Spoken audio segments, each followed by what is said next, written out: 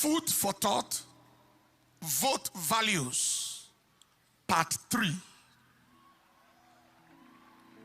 Now someone may ask, why food for thought?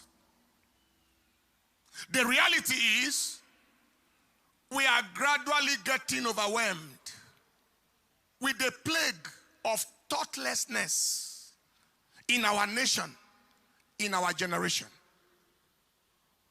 One of our close staff observed the other day that things we should think about in this nation are quickly turned into jokes, jesting. No action is taken. And the subject matter gets quickly forgotten and permanently swept aside.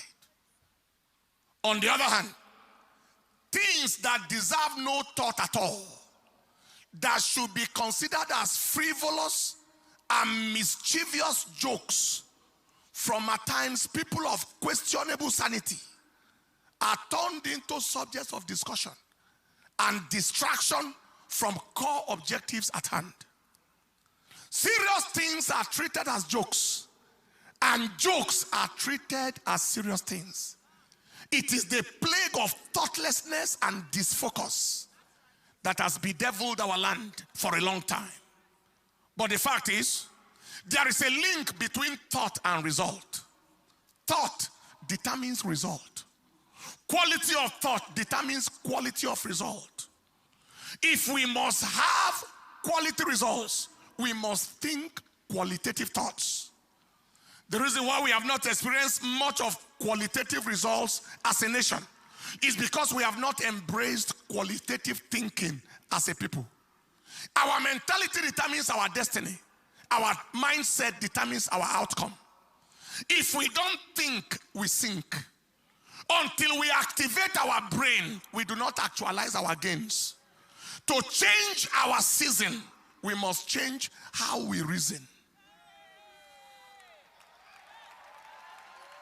Something to think seriously about today is the level of disvalue, disregard, and disrespect the political class have for the people of Nigeria. We have to think about it. When the two major political parties in the nation made their choices of presidential and vice presidential candidates known, their lack of value, lack of regard, lack of respect for the Nigerian people was affirmed.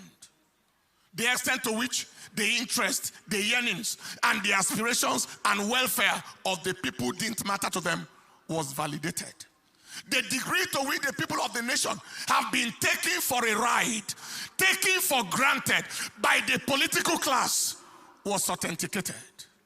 Their insensitivity, inconsideration, indifference, apathy, thoughtlessness, and imperviousness to the needs, the feelings, and the emotions of the Nigerian people was corroborated. It was made crystal clear. Why?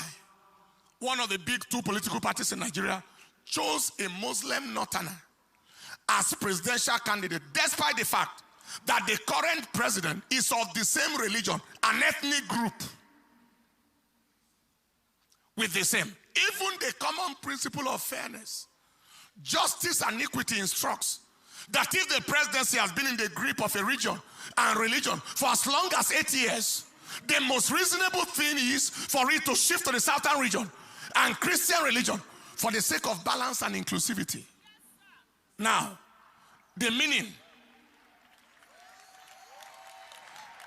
of coming under another presidency from the same region, the same religion, the same ethnicity as the current one is, after 8 years of rampaging and ravaging banditry, kidnapping, and herdsmen devastation of indigenous communities under the watch of the current leader, then we step into another 4 or 8 years of continuing destruction and devastation from wherever it stops in the current administration, God forbid.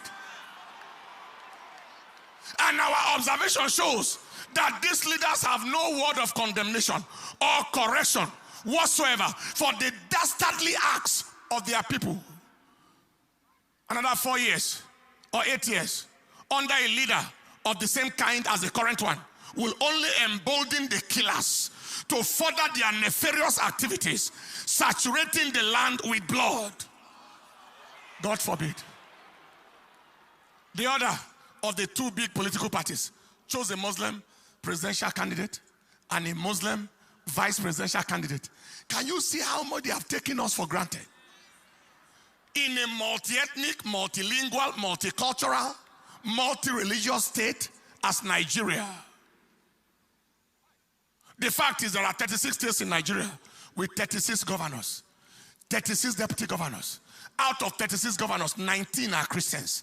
That is 53%, more than half. Out of 36 deputy governors, 21 are Christians.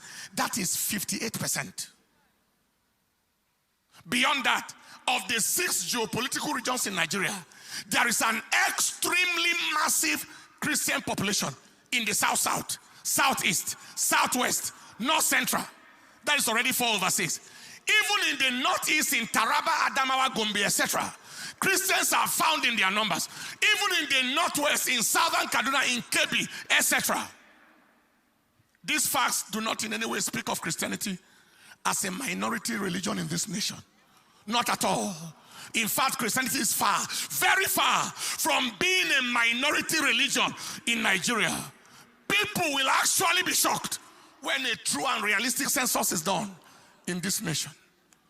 Yet, Christianity is despised to the point where not one person could be found to be the running mate to a Muslim presidential candidate, despite such a very massive Christian population in Nigeria.